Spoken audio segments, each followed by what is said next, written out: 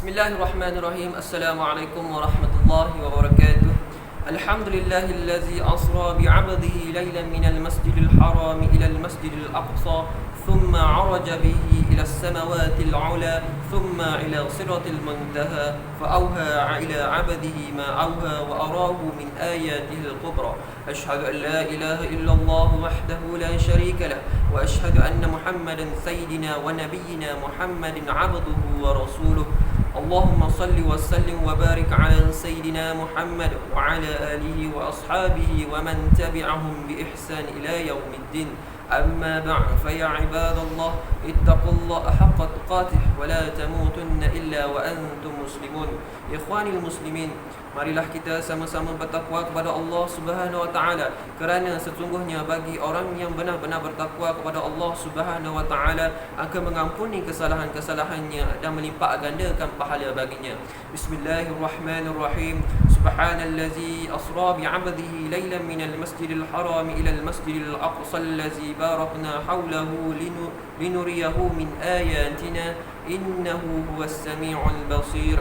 Suratul Isra ayat yang pertama, artinya Maha suci Allah telah memperjalankan hamba-Nya yakni Muhammad sallallahu alaihi wasallam pada malam hari dari Masjidil Haram ke Masjidil Al-Aqsa di Palestin, yang kami berkati sekelilingnya untuk memperlihatkan kepada tanda-tanda kebesaran dan kekuasaan kami. Sesungguhnya Allah Maha mendengar lagi Maha melihat.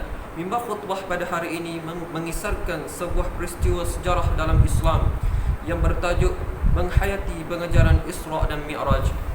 Ikhwanil muslimin, apabila masuk bulan Rejab, kita sering diperingatkan kembali suatu peristiwa besar dalam sejarah umat Islam. Peristiwa yang luar biasa lagi menakjubkan ini berlaku pada diri baginda sallallahu alaihi wasallam yang dikenali sebagai Isra dan Mi'raj. Isra ialah Allah memperjalankan hamba dan Rasulnya Muhammad sallallahu alaihi wasallam pada sebahagian malam dari Masjidil Haram, yakni di Mekah, ke Masjidil Al-Aqsa di Palestin. Manakala Mi'raj pula, Rasulullah sallallahu alaihi wasallam dibawa naik oleh malaikat Jibril alaihi salam melalui sebuah tangga yakni Mi'raj ke langit yang ketujuh sampai ke Sidratul Muntaha dan Mustawa. Di sana baginda melihat tanda-tanda keagungan dan kebesaran Allah Subhanahu wa taala. Peristiwa Isra dan Mi'raj ini berlaku bermula di penghujung masa Rasulullah sallallahu alaihi wasallam di Mekah sebelum baginda berhijrah, ketika mana Rasulullah sallallahu alaihi wasallam dan kaum muslimin menghadapi pelbagai tindakan ganas daripada kafir-kafir Quraisy.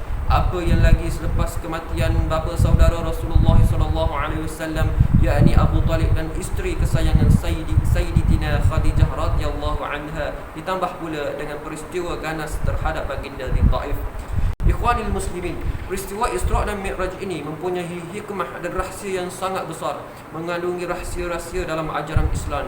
Allah Subhanahu wa taala yang Maha berkuasa, Maha perkasa dan Maha mengetahui dan Maha bijaksana boleh membuat apa sahaja yang Ia kehendaki. Maha suci Allah Subhanahu wa taala, sangat mudah bagi Allah memperjalankan hamba dan kekasihnya dengan ruh dan jasad di dalam keadaan jaga, bukan mimpi. Sesungguhnya orang yang mengingkari peristiwa Isra dan Mi'raj ini sebenarnya mereka melihat kepada kemampuan manusia yang terhad semata-mata dan tidak melihat kepada kekuasaan Allah yang mutlak. Firman Allah Subhanahu wa taala, a'udzubillahi minasyaitonir rajim, ya ma'syaral jinni wal insi in istata'tum an tanfuzu min aqsaris samawati wal ardi fanfuzu la tanfuzuna illa bisultan. Suratul Rahman ayat 33, yang bermaksud, wahai golongan jin dan manusia, jika kamu mampu melintasi penjuru langit dan bumi, maka tembusilah. Kamu tidak akan mampu menembusi kecuali dengan kuasanya. Manusia tidak diberi kepada Allah Subhanahu wa taala kecuali hanya dengan sedikit ilmu dan kekuatan.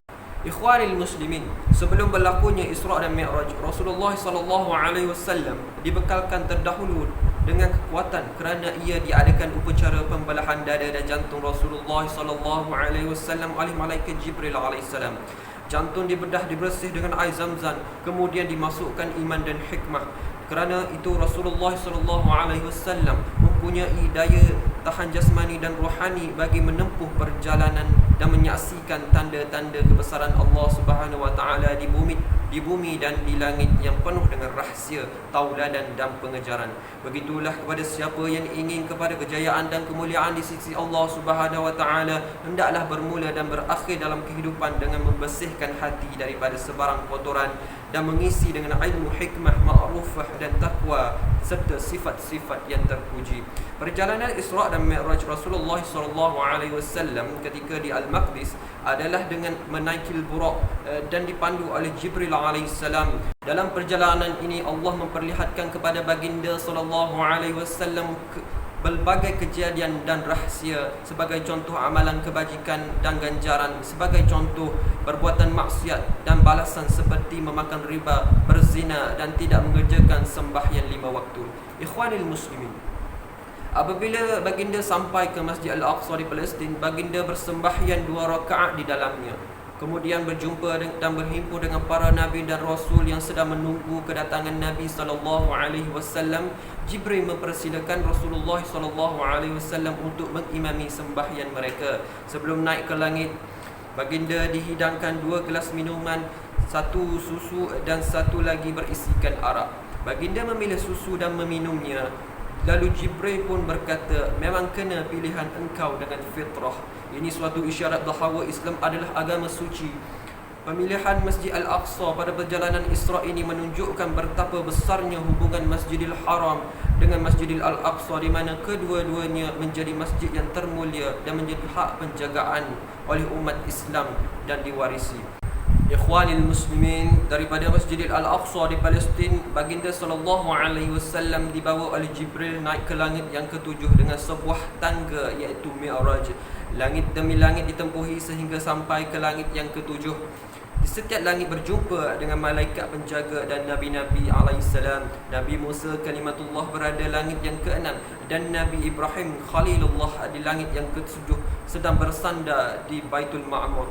Kemudian baginda dibawa oleh Jibril di Sidratul Muntaha yang dilitupi dengan tirai-tirai emas dan dengan berbagai macam warna yang sangat indah, dipenuhi oleh para malaikat dan rama-rama daripada emas.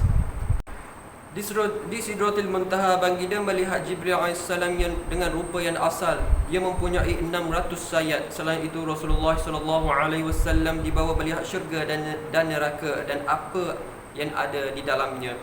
Ikhwanil muslimin, akhirnya baginda SAW diangkat sampai ke mustawa di mana baginda dapat mendengar suara garis pina yang mencatat semua kejadian dan ketentuan yang berlaku yang disalin oleh para malaikat.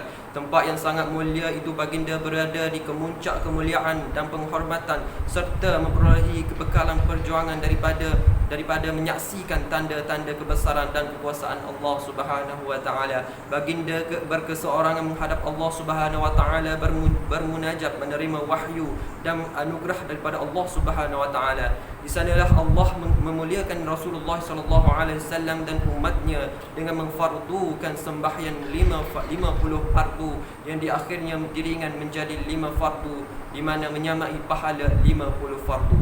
Betapa tingginya kedudukan ibadah sembahyang di dalam Islam yang menjadi hubungan terkuat antara hamba dan Tuhannya. Tidak ada erti bagi sebuah kehidupan di dunia, tidak ada kejayaan dan kelepasan di hari akhirat tanpa sembahyang 5 waktu. Selepas menerima kefarduan sembahyang, baginda pun turun ke bumi sampai ke Mekah pada malam yang sama. Selepas itu Jibril alaihissalam sentiasa turun untuk mengajarkan khafiat dan cara mengerjakan ibadah sembahyang 5 waktu. Ikhwanil muslimin, dengan berlakunya peristiwa Isra' dan Mi'raj ini membuatkan hati Nabi SAW bertambah yakin dengan sabdanya, haqqul yakin, kebenaran apa yang telah disampaikan dan diajarkan kepada umatnya, kerana baginda telah melihat sendiri dengan pandangan matanya di negara akhirat, syurga, neraka, para rasul dan para malaikat adalah benar-benar wujud dan sudah tersedia sekarang dan sedang menunggu kedatangan kita.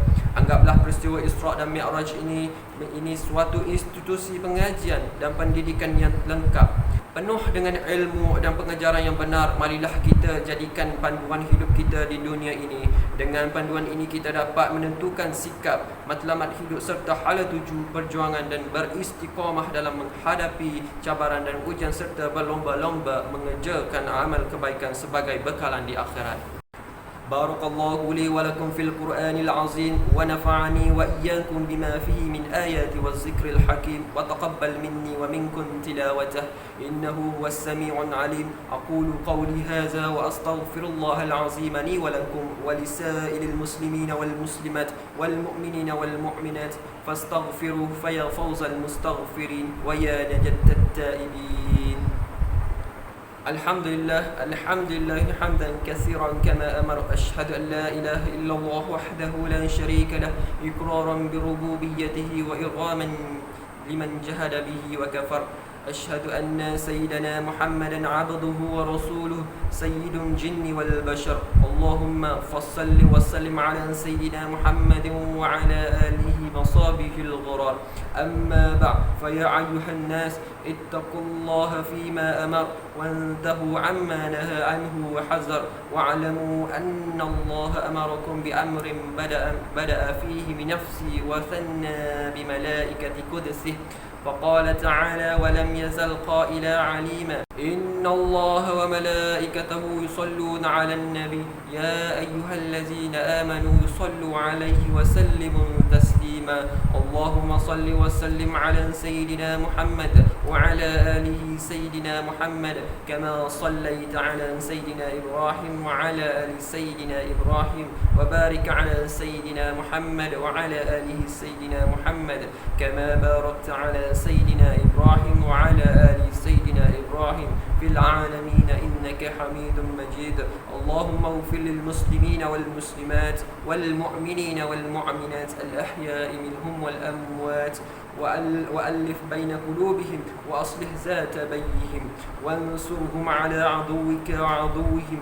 اللهم انصر سلامة المسلمين وأيدهم بالتقوى والتوفيق إلى يوم الدين واعلم كلمة موحد وأدم له العزة والتمكين. اللهم اهدنا سبل السلام وأخرجنا من الظلمات إلى النور وجنبنا فواحش ما ظهر منها وما بطن وأيد اللهم بتوفيقك مدبر هذه الولاية ومشيدها عبدك الحارس لشريعتك ملكنا السلطان kebawahdulia yang maha mulia Sultan Muhammad yang kelima dan Sultan yang dipertuan bagi negeri Kelantan Darul Naim.